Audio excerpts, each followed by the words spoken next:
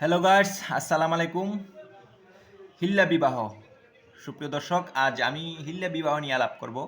আমার পেছনে যে প্রতিবেদনটা দেখতে পাচ্ছেন সেটা হচ্ছে হিল্লা বিবাহের একটি প্রতিবেদন।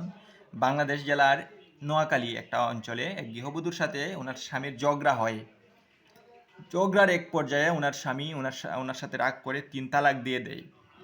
তো 3 তালাক দেওয়ার পর যখন স্বামীর রাগ থেমে যায়, মাথা ঠান্ডা হয়ে যায়, উনি চাইলেন যে আবার ওনার বউয়ের সাথে সংসার করবেন। যা হয়েছে তা ভুল হয়েছে উনি স্বীকার করবেন। তো হুট করে তো তালাক দিয়ে আবার বিবাহ করে যায় না, কোনো কিছু নিয়ম আছে, সিস্টেম আছে। তো ওনার বউকে আবার ঘরে ফিরিয়ে আনার জন্য উনি বিজ্ঞ আলেমদের শরণাপন্ন হন।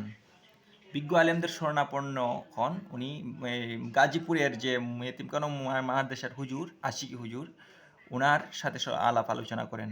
তো ওনার সিস্টেম অনুযায়ী এই আশিকি হুজুর ওনার বউকে বিবাহ করেন 2 ঘন্টার জন্য চুক্তিভিত্তিকভাবে। বিবাহর সাক্ষী যিনি ছিলেন উনি ছিলেন কফিল উদ্দিন, ওই মসজিদের ইমাম। তো উনি বিবাহ করার পর দেরি করেননি, তাড়াহুড়া করে মসজিদে চলে যান ওনার সাথে সহবাস করার জন্য বা বাসর করার জন্য। তো মসজিদের ভেতর যে লাইট নিভিয়ে সুন্দর করে ওনার কায়েস মিটিয়ে বাসর করে জ্বালা মিটিয়ে চলে আসলেন। সেজন্য পাড়া দিলেন ইমাম কফিল উদ্দিন। সবই ঠিক আছে, সিস্টেমও ঠিক আছে, বিবাহ করছেন, আপনি তালাক দিবেন, তারপর আবার বিবাহ হবে। এখন প্রশ্ন হচ্ছে যে আপনি একজন হুজুর মানুষ, আপনি এবং একজন আলেম মানুষ, আপনি এছাড়া আপনি ইমাম, উনি ইমামও যিনি ছিলেন ওনাদের প্রাথমিক কোনো জ্ঞান ছিল না, একটু মাথার কোনো কাজ করলো না যে একটা মসজিদ, এটা মসজিদ, মসজিদের ভিতর আকামটা কেমনে করা হয়? আর এত তাড়াহুড়া, বিবাহের জন্য এত পাগল, যৌবনের এত জ্বালা হুজুরের, এই কাজটার যে নেককার জন্য একটা জঘন্য কাজ, এটা কি আপনার মাথার কোনো জ্ঞান ছিল না? এই যে আপনি হুজুর মানুষ, একজন ইতিমখানার মাদ্রাসার হুজুর, যে আপনি এই কাজটা করলে যে আরো 10 জনে আপনার আঙ্গুল তুলিয়ে বলবে যে এটা খারাপ কাজ, এটা বাজে কাজ, আপনার ইসলাম ধর্মের একটা কলঙ্ক।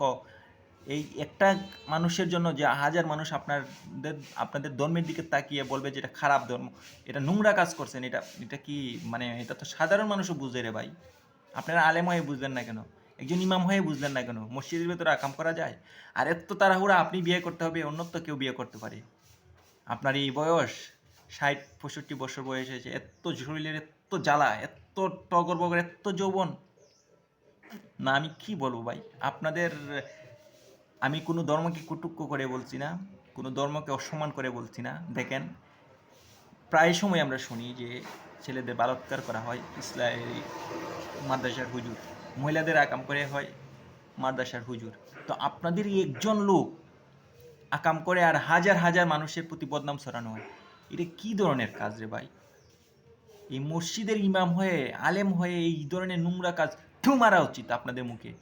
আপনারা ভিডিওটা শেয়ার দেবেন ভাই, আমি আর কিছু বলবো না, ভিডিওটা শেয়ার দেবেন। এই ধরনের হুজুর যারা আছে ওদের কঠিন শাস্তি হওয়া দরকার।